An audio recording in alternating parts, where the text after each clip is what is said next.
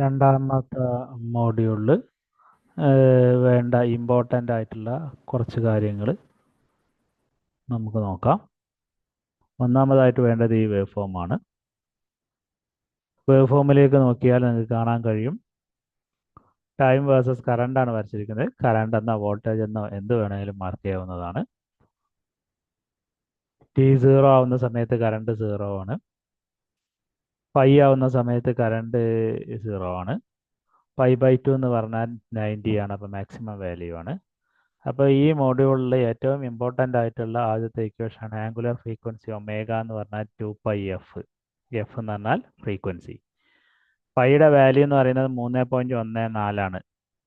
അതെന്ന് പറഞ്ഞാൽ 180 ഡിഗ്രിക്ക് തുല്യമാണ്.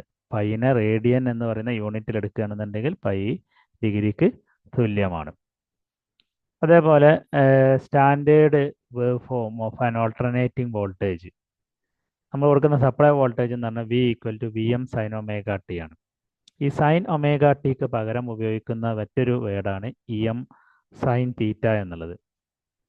അതേപോലെ തന്നെ ഈ സൈൻ തീറ്റ അല്ലെങ്കിൽ ഒമേഗ എന്ന് പറയുന്നതിന് നമുക്ക് എന്തും പറയാം, 2πf × t എന്നും എഴുതാവുന്നതാണ്. 2πf × t എന്ന് എഴുതാവുന്നതാണ്. ഇനി എഫ് എന്ന് പറഞ്ഞാൽ 1/t ആണെന്ന് അറിയാം. അപ്പോൾ EM × സൈൻ 2π/t × t ആണ്. ടി എന്ന് പറഞ്ഞാൽ ടൈം പീരീഡ്. ഇതൊക്കെ ഡിഫൈൻ ചെയ്യാനായിട്ട് ചോദിക്കാറുണ്ട്, 1 മാർക്കിന് എഴുതാനായിട്ട് ചോദിക്കാറുണ്ട്. ഇപ്പോൾ ഇൻസ്റ്റൻറ്റേനിയസ് വാല്യൂ ആണ് നമ്മൾ എഴുതുന്നത് എങ്കിൽ ഇൻസ്റ്റൻറ്റേനിയസ് വാല്യൂ എന്ന് പറഞ്ഞു കഴിഞ്ഞാൽ V = Vm sin omega t ആണ്. Vm എന്ന് പറയുന്നത് maximum value of a voltage ആണ്. എന്താണ് ടൈം പീരീഡ്? ടൈം പീരീഡ് എന്ന് പറഞ്ഞാൽ time taken by alternating quantity to complete one cycle is called its time period. കാണാതെ പഠിച്ച് പരീക്ഷയ്ക്ക് എഴുതേണ്ടതാണ്. യൂണിറ്റ് സെക്കൻഡ് ആണ്. ഫ്രീക്വൻസി എന്ന് പറഞ്ഞാൽ number of cycles per second, അതിന് ഫ്രീക്വൻസി എന്ന് പറയും. യൂണിറ്റ് ഹെഡ്സ് ആണ്. ഫ്രീക്വൻസിക്ക് 1 ടൈം പീരീഡ് ആണ്. ആംപ്ലിറ്റ്യൂഡ് എന്ന് പറഞ്ഞു കഴിഞ്ഞാൽ മാക്സിമം വാല്യൂ പോസിറ്റീവ് അല്ലെങ്കിൽ negative alternating quantity is known as A maximum value അല്ലെങ്കിൽ ആംപ്ലിറ്റ്യൂഡ്. എന്താണ് ആംപ്ലിറ്റ്യൂഡ് എന്ന് പറയുന്നത്? Amplitude is A maximum value or positive or negative of an alternating quantity is known as A amplitude. Voltage ആണെങ്കിൽ voltage, current ആണെങ്കിൽ current. ഇനി മറ്റൊരു equation ആണ് inductive reactance, that is 2πf × L. ഈ unit എന്ന് പറയുന്ന റിയാക്റ്റൻസിൻ്റെ യൂണിറ്റും ഓം ആണ്. അത് ഇൻഡക്റ്റീവ് റിയാക്റ്റൻസ് ആയാലും അതല്ല കപ്പാസിറ്റീവ് റിയാക്റ്റൻസ് ആയാലും. എച്ച് എന്ന് പറയുന്നത് ഇൻഡക്റ്റൻസ് ആണ്. ഇൻഡക്റ്റൻസിൻ്റെ യൂണിറ്റ് ഹെൻറി ആണ്. കപ്പാസിറ്റൻസിൻ്റെ യൂണിറ്റ് ഫാരഡേ ആണ്. കപ്പാസിറ്റീവ് റിയാക്റ്റൻസിൻ്റെ യൂണിറ്റും ഓം ആണ്. അതിൻ്റെ ഇക്വേഷൻ 1/2πf × C ആണ്. ഈ ഇക്വേഷൻസ് എല്ലാം കാണാതെ പഠിക്കുകയും ടൈം പീരീഡും ഫ്രീക്വൻസിയും ആംപ്ലിറ്റ്യൂഡും ഡെഫിനിഷൻ പഠിക്കുകയും വേവ് ഫോം വരയ്ക്കുകയും ചെയ്യേണ്ടതാണ്. 3 മാർക്കിന് ചോദിക്കാൻ സാധ്യതയുള്ള ഒരു ചോദ്യമാണ് നമ്മളിപ്പോൾ ഡിസ്കസ് ചെയ്തത്. അതിൻ്റെ കൂടെ കുറച്ച് ഇക്വേഷൻസും. റിയാക്റ്റൻസ് എന്നതുകൊണ്ട് ഉദ്ദേശിക്കുന്നത് എന്താണ്? റിയാക്റ്റൻസ് എന്നതുകൊണ്ട് XL - XC ആണ്. XL - XC ആണ് നമ്മൾ എന്തെന്ന് വിളിക്കുന്നത്? റിയാക്റ്റൻസ് ആയിട്ട് കണ്ടുപിടിക്കുന്നത്. X ആണ് റിയാക്റ്റൻസിനെ സൂചിപ്പിക്കാനായിട്ട്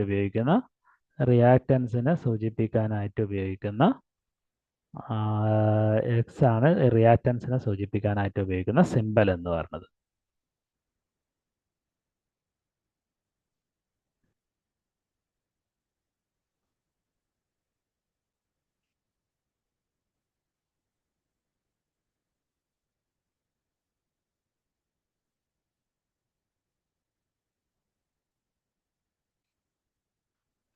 അപ്പോൾ ഒന്നുകൂടെ പറയുകയാണെന്നുണ്ടെങ്കിൽ ഈ ഇക്വേഷൻ ഇതിൽ ഏറ്റവും ഇമ്പോർട്ടൻ്റ് ആയ ഇക്വേഷനാണ് ഒമേഗ എന്ന് പറയുന്നത് 2πf.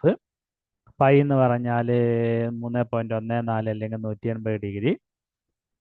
V = Vm sin omega t. Sine omega tick പകരം നമുക്ക് എന്ത് വേർഡ് ഉപയോഗിക്കാം? തീറ്റ എന്ന് വേണമെങ്കിൽ പറയാം. ഒമേഗ എന്ന് പറഞ്ഞാൽ 2πf × t ആണ്. അപ്പോൾ അത് പറയാം. ടൈം പീരീഡ് എന്ന് പറയുന്നത് time taken by alternating quantity to complete one cycle ആണ്. ഫ്രീക്വൻസി എന്ന് പറഞ്ഞാൽ number of cycles per second ആണ്.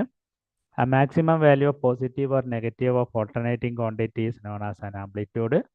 Inductive reactance എന്ന് പറഞ്ഞാൽ 2 pi f into L ആണ്. കപ്പാസിറ്റീവ് റിയാക്റ്റൻസ് എന്ന് പറഞ്ഞാൽ 1/2 pi f c ആണ്.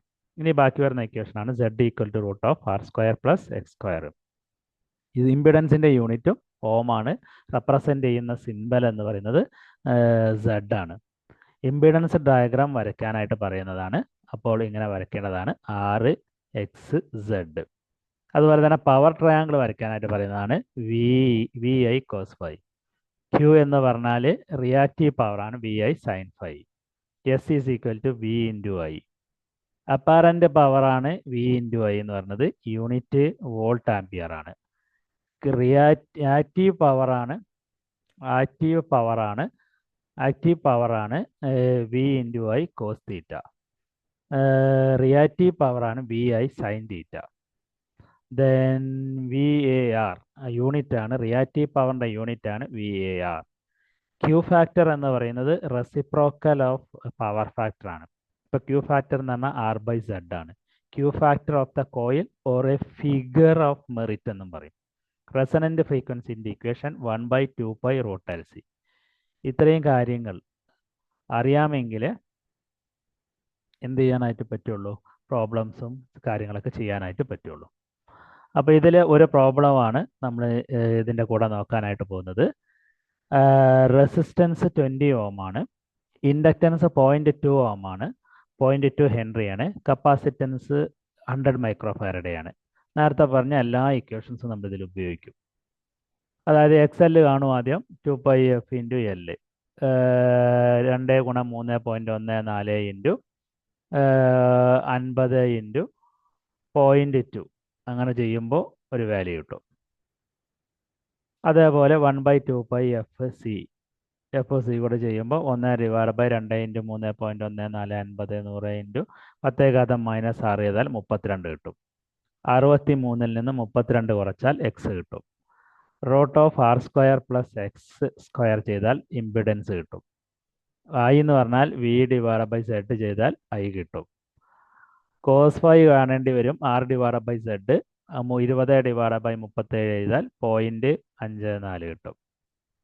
വോൾട്ടേജ് അക്രോസ് ഓരോ കമ്പണൻറ്റും കാണാൻ V into R I into R I into X L I into X C ചെയ്ത് കഴിഞ്ഞാൽ എന്ത് ചെയ്യാം?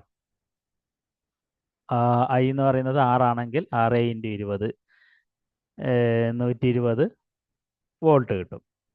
അതുപോലെ തന്നെ ഐ ഇൻറ്റു എക്സ് എൽ എന്ന് പറയുന്നത് 6 ഇൻറ്റു 63 278 വോൾട്ട് കിട്ടും. Voltage across capacitor 6 into 32 192 volt കിട്ടും. അപ്പോൾ വോൾട്ടേജ് അക്രോസ് ഈച്ച് എലമെൻറ്റും കാണാനായിട്ട് പറ്റി. ഇനി അപ്പാരൻ്റ് പവർ കാണാനാണെങ്കിൽ V into I 220 into 6 320 V A കിട്ടും.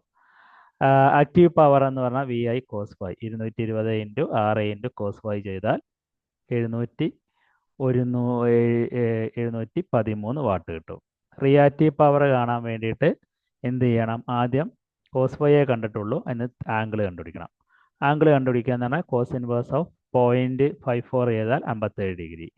എന്നിട്ട് സൈൻ നെക്കിയിട്ട് കാൽക്കുലേറ്റർ സൈൻ നെക്കിയിട്ട് 87 നടിച്ചാൽ 0.83 കിട്ടും.